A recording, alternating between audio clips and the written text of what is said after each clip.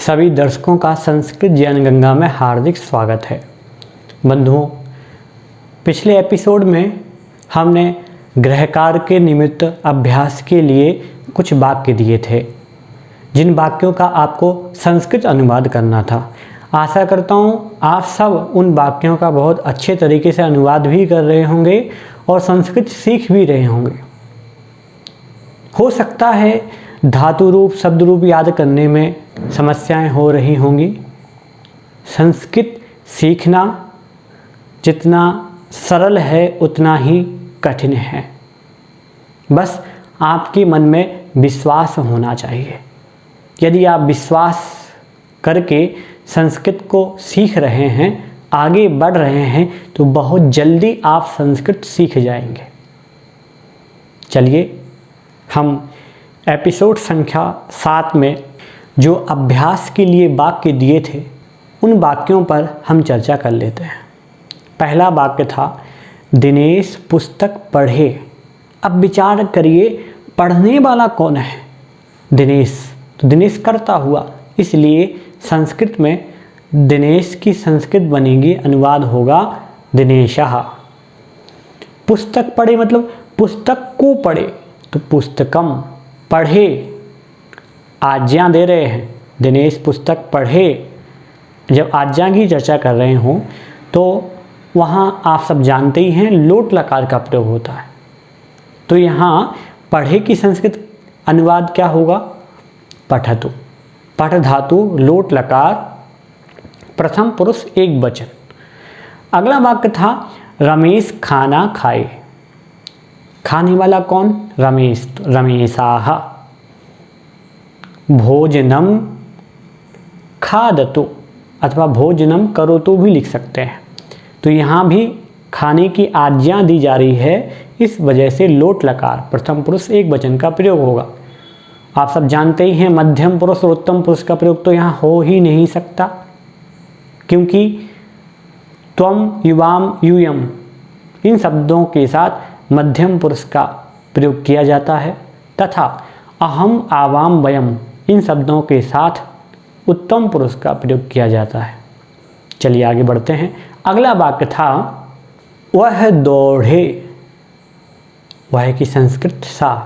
दौड़े, आज्ञा दे रहे हैं। कोई इस प्रकार से विचार रख रहा है कि कोई बालक है और उससे कहा जा रहा है कि वह दौड़े अथवा उसे दौड़ना चाहिए, तो लोट लकार का प्रयोग करेंगे। सह धावतु। सह की वजह से यहाँ प्रथम पुरुष एक वचन की क्रिया आ रही है। अगला वाक्य देखें, वह खेले। सह क्रीडतु। राम यहाँ से चले। राम की संस्कृत क्या होगी? रामः। यहाँ से इतः चले गच्छतु अथवा चलतु, तो रामः इतः चलतु अथवा इतः गच्छतु। अगला वाक्य देखें, तू धन की इच्छा कर। त्वम धनम इच्छ। त्वम के कारण यहाँ मध्यम पुरुष एक वचन का प्रयोग किया जा रहा है। इच्छ धातु के रूप जब चलाएंगे, इच्छतु, इच्छताम, इच्छन्तु, इच्छ, इच्छतम, इच्छत, इच्छानि, इच्छाव, इच्छाम। त्वम होने के कारण यहाँ इच्छा रहा है, तो त्वम धनम इच्छ अथवा त्वम धनस्य इच्छाम कुरु। इस तरीके से भी वाक्य बन सकता है। इन वाक्यों में दो तरीके से परिवर्तन आपको दिखाई दे रहा है। एक तो षष्ठी विभक्ति लगी हुई है, धनस्य इच्छाम कुरु, और एक स्थान पर धनम इच्छ, मात्र इतने से ही कार्य हो गया। ऐसा क्यों? आगे जाकर के जब षष्ठी विभक्ति के नियम पढ़ाए जाएंगे, उस समय भी इस पर विशेष चर्चा होगी। संक्षेप से इतना समझें, षष्ठी विभक्ति का डायरेक्ट क्रिया के साथ संबंध नहीं होता, इसलिए षष्ठी विभक्ति को संस्कृत में कारक की संज्ञा दी ही नहीं है। संस्कृत में षष्ठी विभक्ति को कारक में नहीं माना जाता, नहीं गिना जाता। इस पर और आगे चर्चा करेंगे। तो डायरेक्ट क्रिया के साथ संबंध नहीं होता, इस वजह से यहाँ धनस्य इच्छाम कुरु इस तरीके से लिखा गया है। अथवा इस प्रकार के वाक्य को द्वितीया विभक्ति में भी परिवर्तित कर दिया जाता है। जैसे ऊपर वाक्य बना त्वम धनम इच्छ, तो दोनों तरीके से ये वाक्य बन सकता है। तू नगर को जा, त्वम नगरम गच्छ। तू फूलों को देख, त्वम पुष्पाणि पश्य। ध्यान रखिए, फूल यहाँ एक नहीं है, बहुत सारे हैं, इस वजह से पुष्पाणि आया। पुष्पाणि क्यों नहीं आया, नकार क्यों नहीं आया, ड़कार ही क्यों आया, इसका विवेचन, इसका व्याख्यान हमने पिछले एपिसोड में आपको बता ही दिया है। उसके अनुसार आप यहाँ समझें। यहाँ षकार है, पा, उसके बाद ओ और उसके बाद षा आ रहा है। नियम था रा और सा के बाद यदि व्यवधान सहित नकार भी हो तो उस नकार को ड़कार हो जाता है। यहाँ केवल पकार और दीर्घ आ का व्यवधान आ रहा है, उसके बाद नकार आ रहा है, इसलिए यहाँ नकार को ड़कार हो गया। तो त्वम पुष्पाणि पश्य। अगला वाक्य था तू ज्ञान की इच्छा कर, त्वम ज्ञानम इच्छ। अथवा त्वम ज्ञानस्य इच्छाम कुरु। इस प्रकार की चर्चा ऊपर के वाक्यों में भी हमने अभी कर ली है और आपको ये भी बता दिया है कि इस प्रकार के वाक्य दो तरीके से बनते हैं। इनमें षष्ठी विभक्ति भी लगती है और द्वितीय विभक्ति भी लगती है। जब षष्ठी विभक्ति लगाएंगे त्वम ज्ञानस्य इच्छाम कुरु, तो वहाँ बीच में इच्छाम द्वितीय विभक्ति वाला शब्द जरूर आएगा, क्योंकि षष्ठी विभक्ति का डायरेक्ट क्रिया के साथ संबंध नहीं होता। इस वजह से यहाँ इच्छाम इस प्रकार से शब्द जरूर आएगा। अगला वाक्य देखें, तू घर के कार्य को ही देख, त्वम गृहस्य कार्यम एव पश्य। अथवा त्वम गृह कार्यम एव पश्य। तो यहाँ पश्य त्वम के कारण आ रहा है मध्यम पुरुष एक वचन। मैं चावल पकाऊं, अहम तंडुलान पचानी। आपके मन में विचार आ रहे होंगे कि तंडुल शब्द है, तंडुल शब्द के रूप रामवत चलते हैं, तो तंडुलाह, तंडुलौ, तंडुलाह, तंडुलम, तंडुलौ, तंडुलान इस तरीके से रूप बनेंगे। तो द्वितीय विभक्ति एक वचन में यहाँ तंडुलम रूप भी तो आ सकता है। ध्यान रखिए, चावल पकाना है। जब पकाने की चर्चा करेंगे तो हम खुद विचार करें, कोई चावल का एक दाना तो नहीं पकाएगा। यदि कोई चावल पका रहा है तो चावल का केवल एक दाना पकाए ये संभव नहीं है, बहुत सारे चावल के दाने होंगे सही। इस वजह से यहाँ द्वितीय विभक्ति बहुवचन का प्रयोग किया जा रहा है। मैं चावल पकाऊं, आज्ञा मांग रहे हैं। मैं चावल पकाऊं, जब इस प्रकार आज्ञा मांगने अथवा आज्ञा देने की चर्चा होती है, आप जानते ही हैं, वहाँ लोट लकार का प्रयोग होगा। और यहाँ मैं अर्थात अहम दिया हुआ है, इस वजह से उत्तम पुरुष बहुवचन की क्रिया आ रही है। अहम तंडुलान पचानी। तो मैं चावल पकाऊं मतलब मैं चावलों को पकाऊं, इस तरीके से पूछा जा रहा है, इस वजह से यहाँ तंडुलान शब्द आ रहा है। अगला वाक्य देखें, मैं दौड़ूं, अहम धावानी। तो अहम होने की वजह से यहाँ उत्तम पुरुष एक वचन की क्रिया आ रही है। अगला वाक्य देखें, मैं खेलूं, अहम क्रीडानी। समझते हैं आप, उत्तम पुरुष एक वचन। मैं चलूं, अहम चलानी। मैं फल खाऊं, अहम फलम खादानी। यहाँ सभी स्थानों पर आज्ञा मांग रहे हैं, इस वजह से लोट लकार का प्रयोग किया जा रहा है। तो अहम फलम खादानी। अगला वाक्य देखें, नगर के दोनों ओर वन हैं, नगरम उभयतः बनानि सन्ति। ध्यान रखिए, नगर के होने के कारण चूँकि षष्ठी विभक्ति लगानी चाहिए, परंतु दोनों ओर शब्द आया है और हमने नियम पढ़ा था उभयता, सर्वतः, धिक, उपर्युपरि, अधोधा, अध्यधि इत्यादि शब्दों के साथ द्वितीया विभक्ति का प्रयोग होता है।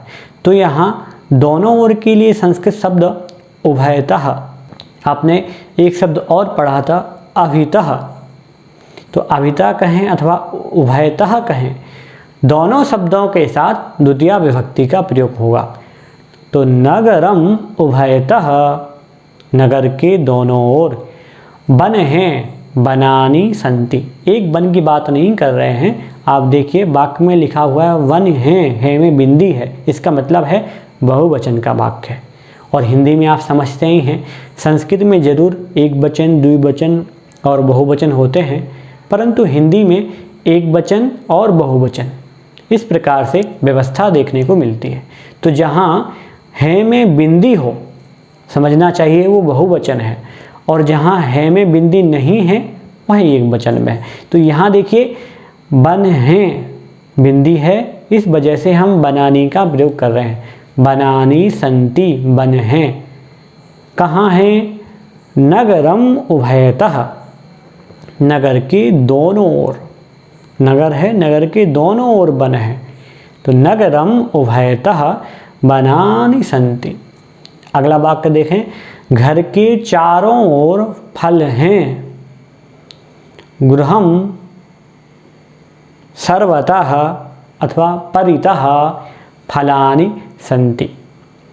इस वाक्य में भी घर के आने के कारण षष्ठी की ध्वनि सुनाई दे रही है, षष्ठी विभक्ति आनी चाहिए, परंतु वही वाक्य है जो हमने अभी ऊपर पढ़ा, अभितः परितः समयः निक्षा हा प्रति अनु, और दूसरा नियम था उभयतः सर्वतः दोधः अध्यधि उपरि इत्यादि शब्दों के साथ द्वितीया विभक्ति का प्रयोग होता है।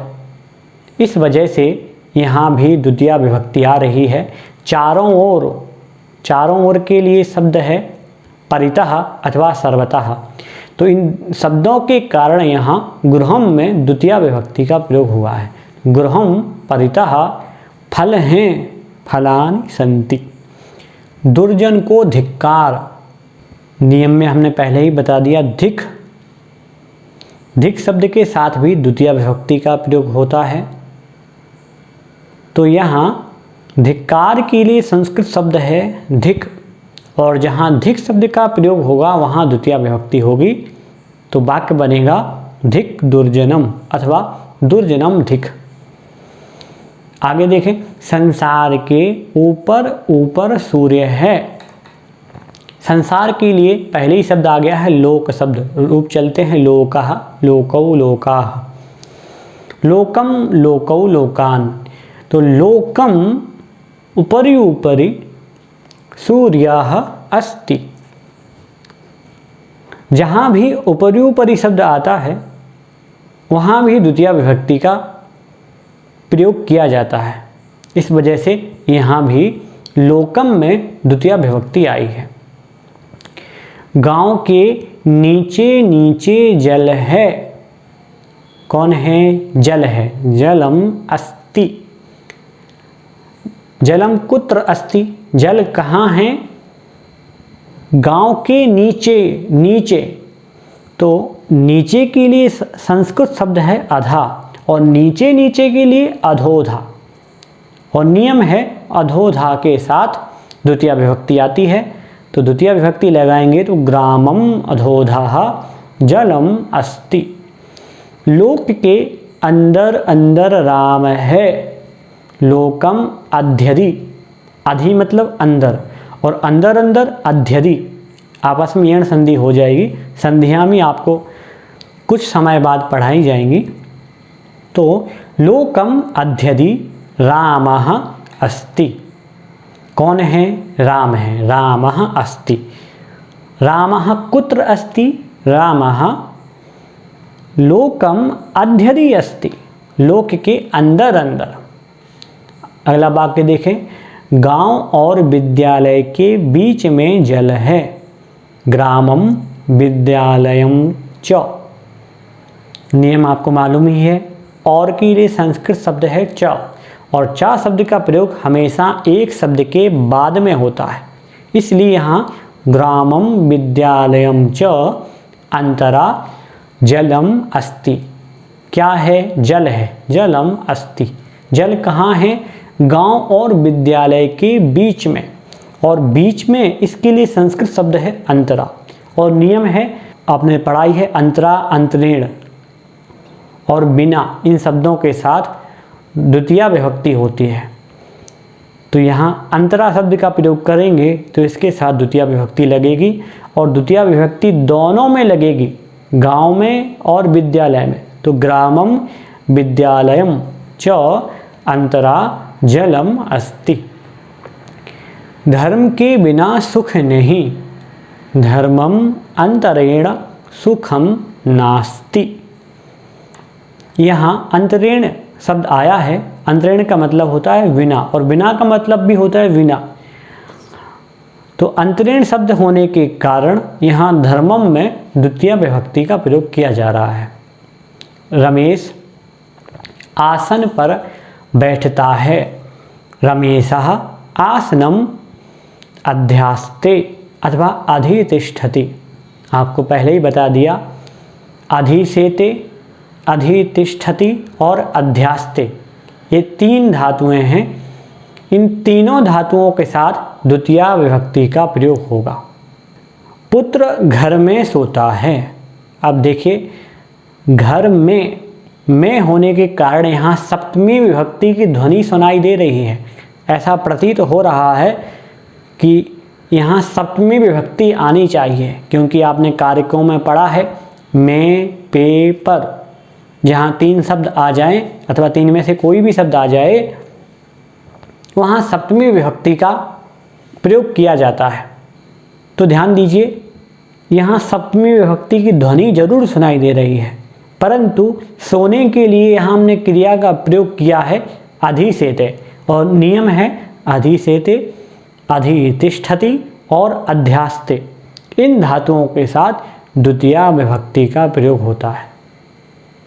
इस वजह से यहाँ वाक्य बनेगा पुत्रः गृहम अधिसेते। पुत्र घर में सोता है। अगला वाक्य देखें, कृष्ण 10 वर्ष तक अध्ययन करता है। कृष्णः 10 वर्षाणि अधीते। आपको पहले ही समझाया था कि समय और मार्ग, इनमें ज़्यादा दूरी होने पर द्वितीया विभक्ति का प्रयोग किया जाएगा। तो समय और मार्ग के दूरीवाची शब्दों में द्वितीया विभक्ति का प्रयोग होगा। तो यहाँ कृष्ण 10 वर्ष तक अध्ययन करता है। 10 वर्ष एक बहुत लंबा समय होता है, बहुत लंबी दूरी हो रही है, इस वजह से 10 वर्षाणि यहाँ द्वितीया विभक्ति है। वर्षम, वर्षे, वर्षाणि। तो प्रथमा और द्वितीया विभक्ति में रूप एक जैसे ही चलेंगे। जैसे पुस्तकम, पुस्तके, पुस्तकानि रूप बनते हैं, वैसे ही वर्षम, वर्षे, वर्षाणि प्रथमा, वर्षम, वर्षे, वर्षाणि द्वितीया। तो 10 वर्ष यहाँ बहुत अधिक दूरी प्रतीत हो रही है, बहुत लंबा समय है, इस वजह से यहाँ 10 वर्षाणि द्वितीया विभक्ति का प्रयोग किया है। तो कृष्णः 10 वर्षाणि अधीते अथवा पठति का भी प्रयोग कर सकते हैं। महेश 5 दिन तक लिखता है। लिखने वाला कौन है? महेश करता है, अतः महेशः। अब महेश है, एक है, इस वजह से क्रिया भी प्रथम पुरुष एक वचन की आएगी, लिखति। महेशः लिखति, महेश लिखता है। कब तक लिखता है? 5 दिन तक। तो 5 दिन बहुत लंबा समय है, बहुत दूरी है, इस वजह से महेशः 5 दिनानि, दिनम दिने दिनानि, दिनम दिने दिनानि। तो दिनानि में यहाँ द्वितीया विभक्ति बहुवचन का प्रयोग हुआ है। 5 दिनानि लिखति। देवदत्त कोस भर चलता है, देवदत्तः क्रोशम गच्छति। इस प्रकार से गृह कार्य के निमित्त ये वाक्य थे, इनका आप बहुत अच्छे से अभ्यास करें। चलिए आगे चलते हैं, एक नया शब्द रूप पढ़ लेते हैं, गो शब्द के रूप। आप स्क्रीन पर देखते जाएं और स्क्रीन पर देख करके हमारे साथ पढ़ें।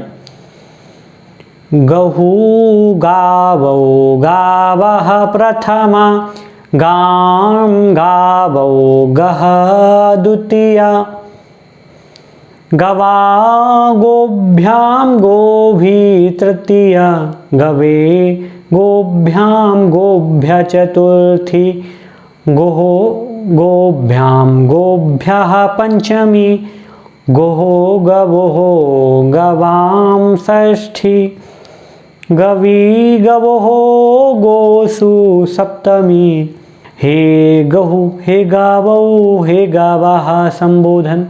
इस तरीके से गो शब्द के रूप हैं, आप इन्हें स्मरण जरूर करें। कुछ शब्दांश पढ़ लेते हैं, जैसे अजा अर्थात बकरी, वसुधा पृथ्वी, सुधा अर्थात अमृत, जटा जटा जो बालों में साधु महंत इत्यादि जटाएं लगाते हैं, जटा, क्षमा अर्थात क्षमा, तंडुलः अर्थात चावल, दुग्धम दूध, शतम अर्थात 100 अथवा 100 रुपये। आज हम मुख्यतः भूतकाल की धातुओं के विषय में चर्चा करेंगे और भूतकाल में वाक्यों का अभ्यास कैसे होता है, कैसे हमें वाक्य बनाना है, ये भी समझेंगे। तो चलिए, सबसे पहले हमने पिछले एपिसोड में एक धातु दी थी सीध धातु याद करने के लिए, आपको याद ही होगी। तो चलिए, लंग लकार भूतकाल में सीध धातु के रूप क्या बनेंगे? जी हाँ, असीदत, असीदताम, असीदन, असीदः, असीदतम, असीदत, असीदम, असीदाव, असीदाम। इस तरीके से रूप बनेंगे। अब इनके आधार से स्क्रीन पर जो धातुएं दी गई हैं, इन धातुओं से आप लंग लकार भूतकाल में अपनी कॉपी पर धातु का अभ्यास करें। जैसे भ्रम धातु रूप चलेंगे, आभ्रमत, आभ्रमताम, आभ्रमन, आभ्रमः, आभ्रमतम, आभ्रमत, आभ्रमम, आभ्रमाव, आभ्रमाम।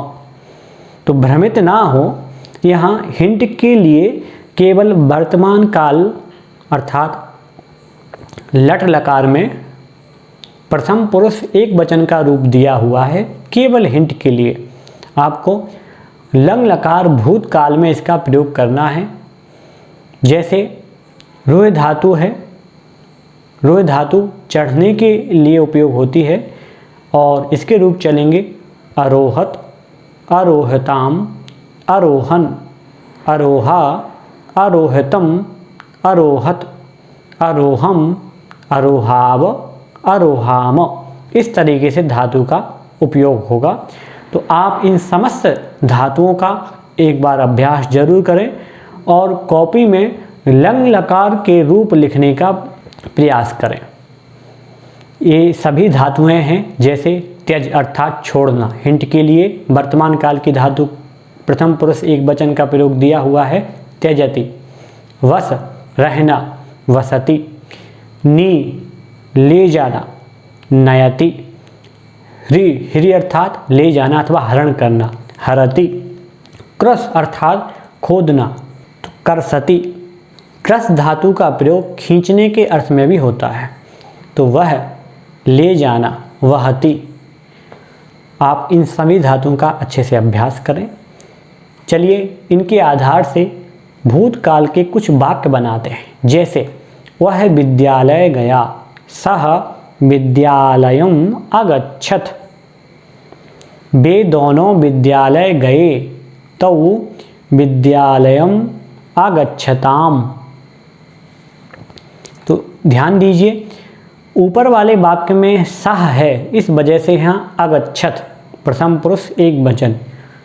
द्वितीय वाक्य में तौ आ रहा है, इस वजह से आगच्छताम। ऐसे ही आगे देखें, वे सब विद्यालय गए। ते विद्यालयम अगच्छन्। तू गांव गया था। त्वं ग्रामम अगच्छः।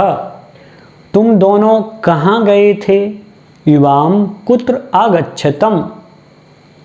तुम सब मंदिर गए थे। यूयम देवालयम आगच्छत। ध्यान दीजिए, त्वम के साथ अगच्छः मध्यम पुरुष एक वचन, तुम दोनों हैं इस वजह से अगच्छतम आया, और तुम सब इस वजह से यहाँ अगच्छत आया। तो तीनों में धातु का प्रयोग अलग अलग है, आप ध्यान से समझिए। आगे देखें, मैं पुस्तकालय गया था। अहम पुस्तकालयम अगच्छम। हम दोनों पुस्तकालय गए थे। आवाम पुस्तकालयम अगच्छाव। हम सब शहर गए थे। वयम नगरम अगच्छाम।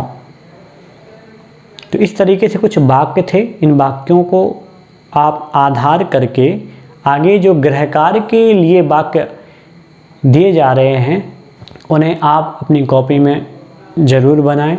गृह कार्य के लिए कुछ वाक्य हैं, इनको आप अवश्य कॉपी में नोट करें तथा संस्कृत में अनुवाद जरूर करें और ग्रुप में अवश्य भेजें। जैसे वह मंदिर गया था, हिंट के लिए मंदिर के लिए शब्द है देवालय। उसने पढ़ा, बना सकते हैं आप, आराम से बनाइए। उसने पाठ स्मरण किया था। स्मृति धातु का प्रयोग करना है। स्मरति, स्मरतः, स्मरन्ति, इस प्रकार से रूप चलेंगे। उसने युद्ध जीता था। तो जीतने के लिए धातु है जी धातु। जयति, जयतः, जयंती, इस प्रकार से रूप चलते हैं। वे दोनों पढ़ते थे, बना सकते हैं, आराम से बनाइएगा। वे सब खेलते थे। मोहन गांव गया था। मुकेश ने खाना खाया था। तुमने क्या पढ़ा?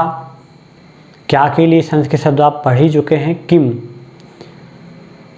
क्या तुम दोनों ने जल पिया था? तुम सबने निवास किया था। मैंने नमस्कार किया था। नम धातु का प्रयोग करें। मैंने पाठ पढ़ा था। राजा ने रक्षा की थी। रक्ष धातु का प्रयोग करें। रक्षति, रक्षतः, रक्षन्ति, इस तरीके से रूप चलते हैं। उसने विमान देखा था। विमान के लिए विमानम। देखने के लिए दृश्य धातु पश्यति, पश्यतः, पश्यन्ति रूप चलेंगे। उसने लिखा था। मुकेश नदी की ओर गया था। यति वन में गया। मैंने भ्रमण कर लिया।